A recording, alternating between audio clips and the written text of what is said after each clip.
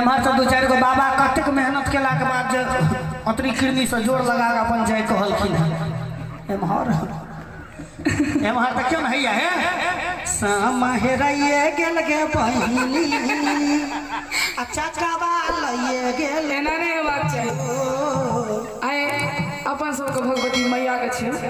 एक में जहां हमर पार्टी में कने भगवती हाथ उठा दी सब गोटी जते महिला सब गोटी देखियो हमरे पार्टी में सब आबि गेल के जे जे किछ कहो अहाँ सब उठावा पुरुष पातर सब नो हां चाची हम सब ओनली फॉर जाली में कोनो कंजूसी नहीं हेबाक चाहिए जिनका भगवती दूगो हाथ देने हेते दूगो जिनका एगो आ जिनका नहीं देने हेते तो अगल बगल से पैंच ले लेकिन हाथ उठाओ सब गोटे जयकारा लगा के कहियो मैया शारदे भवानी की सुनलिए जय के तो छोरो बीच में दाई छथिन एकटा मरो ना कहियो ना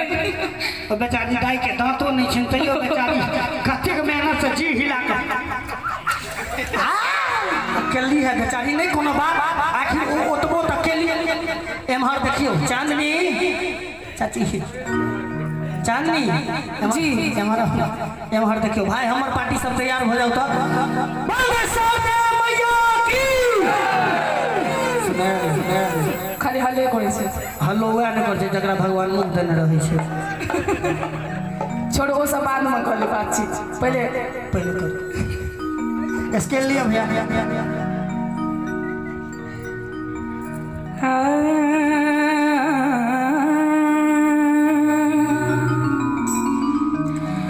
मैया हंस चढ़ल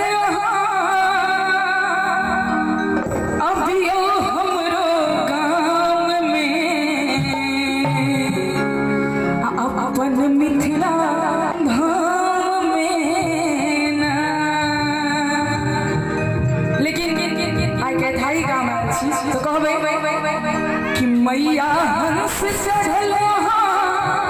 अभियो के थाई गाम में अपन मिथिला